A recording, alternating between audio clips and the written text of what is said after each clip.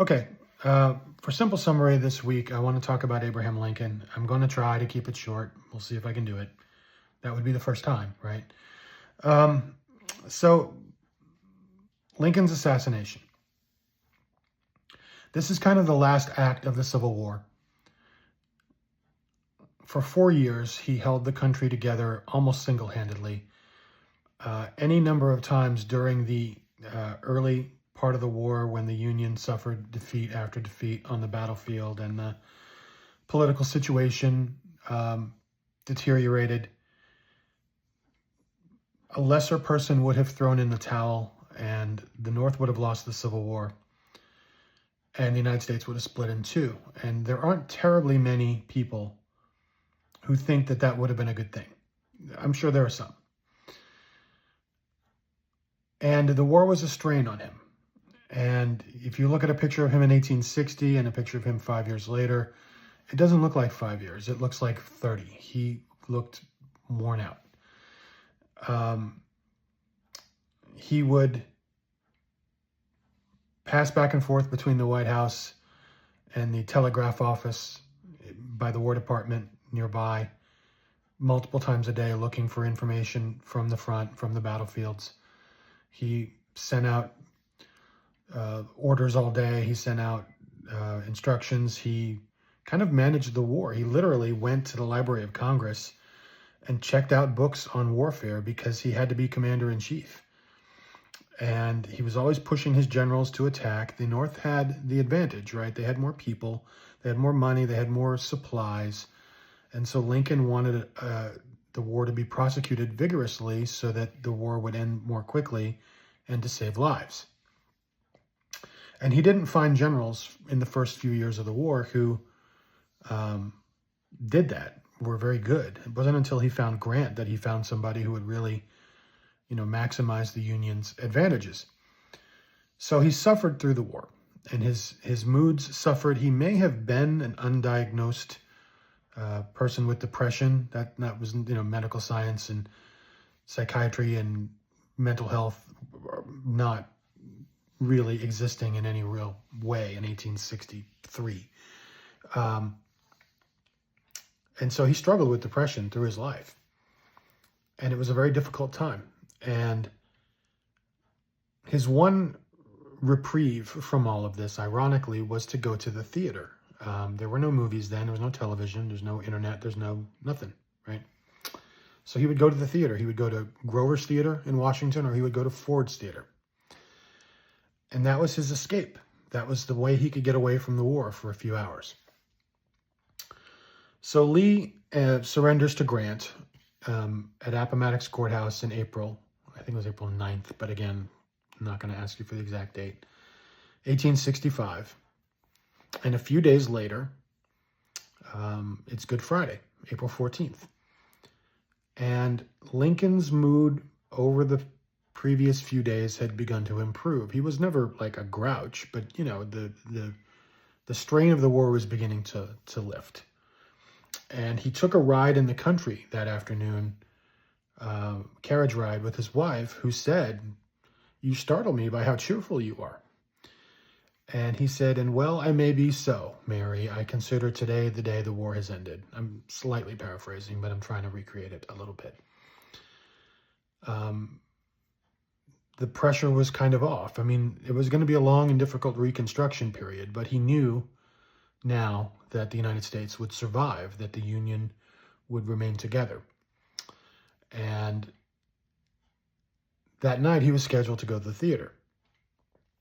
But he actually didn't want to go for once, because remember, going to the theater was an escape from the pressures of the war. But the war was over. I mean, people were celebrating in Washington. The bells were ringing and the people were shooting off fireworks and having parties, and everybody was happy. He would have preferred to stay in and chat with friends. But it had been published in the newspaper that he was going to be there, and he didn't want to disappoint anybody. And so at the time that it was appointed to go, he got into his carriage with his wife and their guests and drove off. And he had a bodyguard that was not on duty that night, a man named Crook. And he always said to that bodyguard, good night, crook, when the guy would go off shift or something like that. And there's no documented proof of this, but it is generally accepted as true that on that night, when he said goodbye to the man, or good night, he didn't say good night. Man, I'm really messing this up. Let me try this again. He typically said good night to the guy, okay? But that night, on the way to Ford's Theater, he said goodbye, which is just a little eerie if you think about what happened later that night. So they go to the theater, and there's no Secret Service back then. There's a Washington police officer assigned to him, but it's probably the worst officer in the entire police force, a guy who had been written up for sleeping on the job and drinking on the job and not coming to work. And I don't think that was a measure of disrespect to Lincoln so much as it was a reflection of Lincoln's attitude that he didn't really want security. And he's just like, look, I'm not hoping to be killed, but if something's going to happen. And so that man was with him that night, a man named Parker. And of course, Parker was not where he was supposed to be, which was guarding the door to the presidential box. Lincoln and his party came in. The show had already started. They stopped the show, raised the lights. The band played. Everybody cheered for the president. He, waves, and they sit down and they restart the show. And his bodyguard wanders away. Now, he said later that Lincoln told him it was okay, which might very well be true. He might have gone off to watch the show, go sit where he could see the show. He might have gone next door to have a drink. We don't know.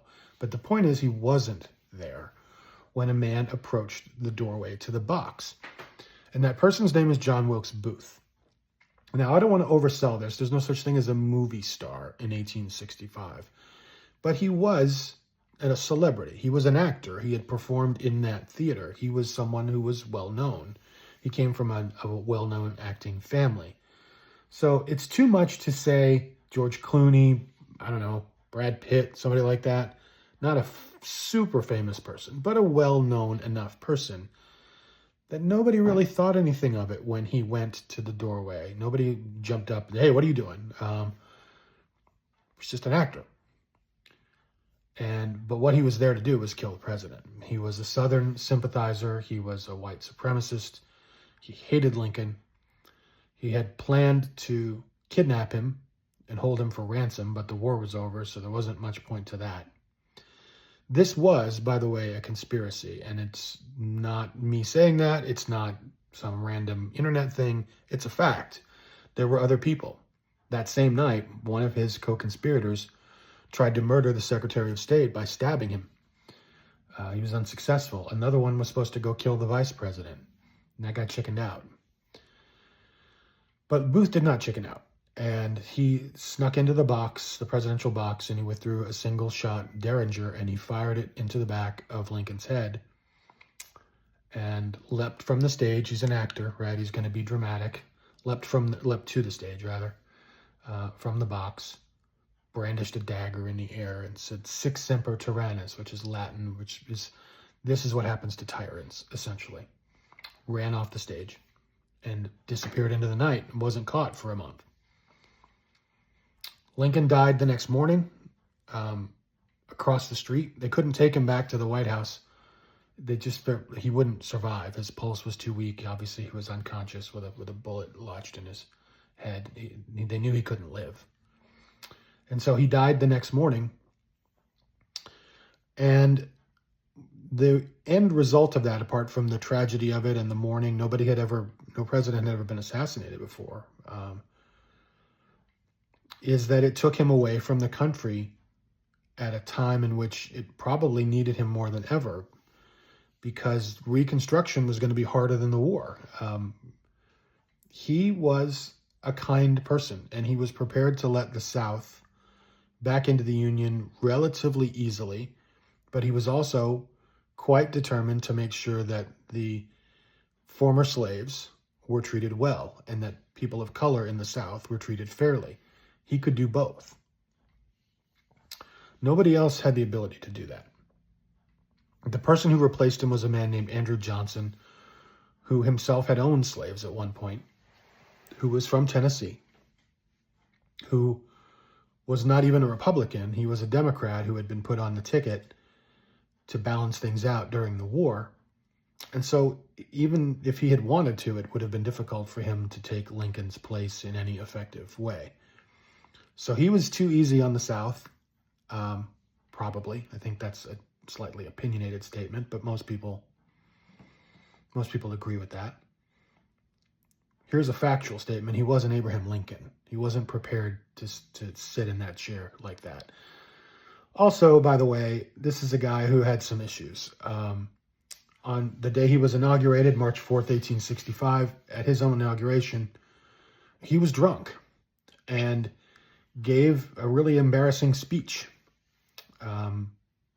Not exactly like, let's get Theodore Roosevelt or Thomas Jefferson or somebody else to replace Abraham Lincoln. This is just a guy.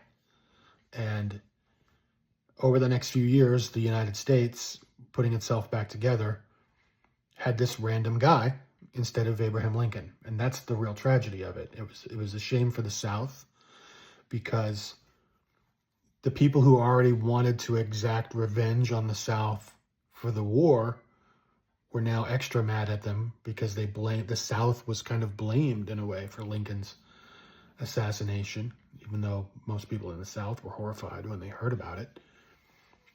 And then Reconstruction went forward without Lincoln, and that meant that there wasn't really a great advocate for the people of color who had been enslaved. And so it's a very sad ending to this simple summary, and therefore in the course, but it's also reality. You don't always get a happy ending. So, okay, that's all for this. Write it up, use your own words, and answer the questions.